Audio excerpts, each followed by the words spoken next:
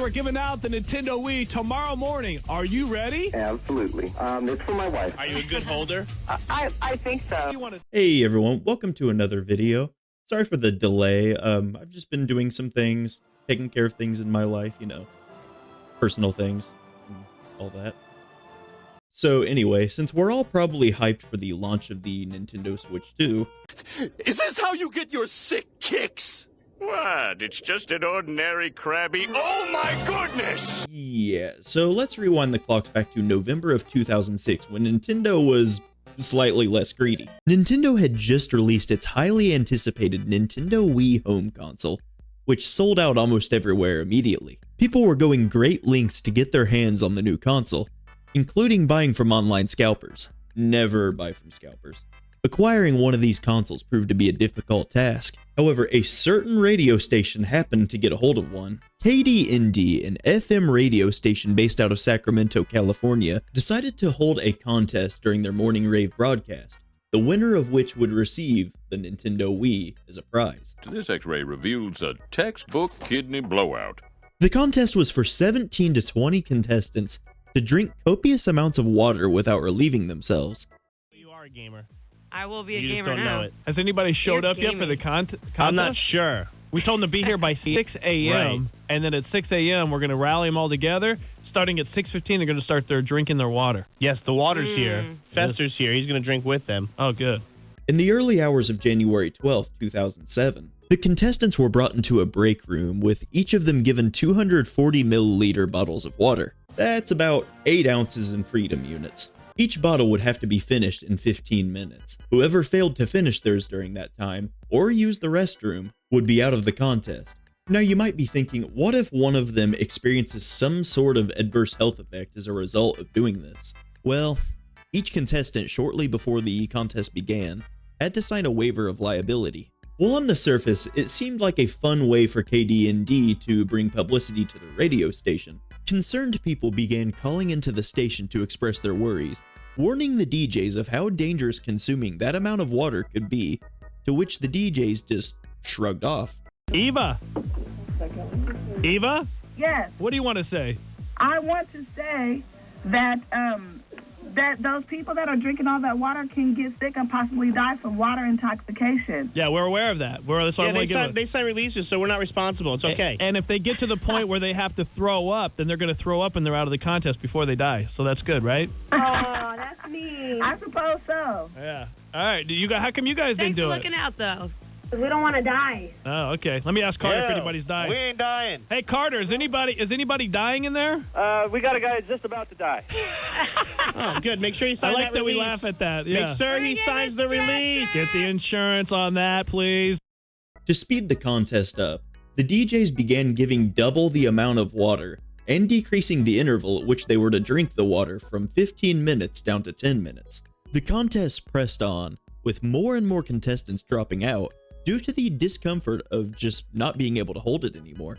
Enough contestants had finally dropped out until it was down to the last two, one of them being 28-year-old Jennifer Strange, a mother of 3 hoping to win a Nintendo Wii console for her kids. After a while, Jennifer commented that her head hurt, and she was experiencing dizziness, but she continued on nonetheless. Hello. Jennifer, I heard that you're not doing too well. My head hurts. Oh. They keep telling me that it's the water, that it'll tell my head to hurt and then it'll make me puke, but Who told you that? The intern? yeah. That's one of the notes over there. Like it hurts, but it makes you feel lightheaded, so I'm not sure if I'm just like. This is what it feels like when you're drowning. At about 2 hours in, the effect that all of that water had on Jennifer has started to become more apparent. Her eyes started to look lifeless, and her speech began to slur a lot like if someone were intoxicated. Her stomach had swelled by quite a bit, with the hosts even pointing it out and saying it looked like she was pregnant. To help you. Yes. Oh, she looks sick. Jennifer, you look oh my gosh, look at her belly. Are you pregnant? No, she said it looks like her belly like when she was pregnant. Look, it's totally sticking out. Oh my gosh, look at that belly. That is so funny. That's full of water. You ready look to probably 3 months pregnant. Come on over. She's a mother of 3. I know, she's a little tiny thing too. That's so funny. Come on over, Jennifer. Are you okay? You want to lay down? What do you She can't even walk. You gonna pass out right now? It's too much water. Jennifer eventually gave in and dropped out, winning the second place prize tickets to an upcoming Justin Timberlake concert, one that she would unfortunately never attend.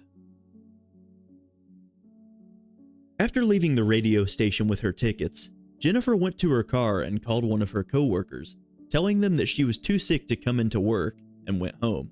Concerned for Jennifer's well-being, her coworker would get in contact with Jennifer's mother to express her concerns. Jennifer's mom made her way over to her daughter's house to check on her, but when she arrived, she had unfortunately found Jennifer had passed away on the bathroom floor. Jennifer had died from hyponatremia, or water intoxication.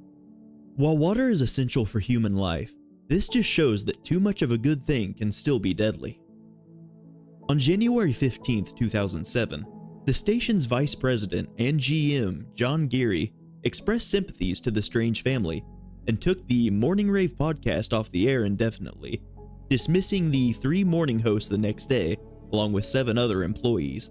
2 days later, Jennifer's now widowed husband filed a wrongful death lawsuit against KDND's parent company, Intercom.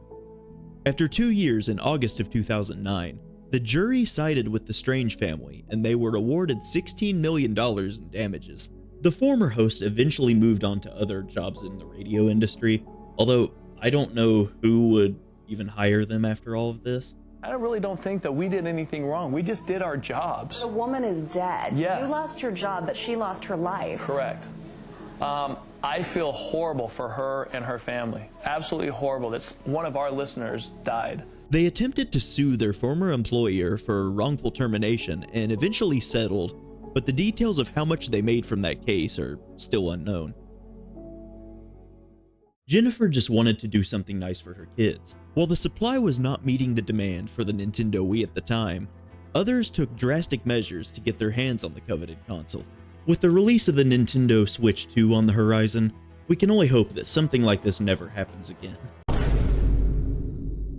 Wherever the Strange family is today, I sincerely hope they're doing well. Thank you for watching, everyone. Shorter video today, but if you liked it, don't forget to like and subscribe. I'm Hoosier Daddy, and I will see you next time. That's all the time I've got. I gotta get back to playing Oblivion Remastered on my mid-tier gaming PC.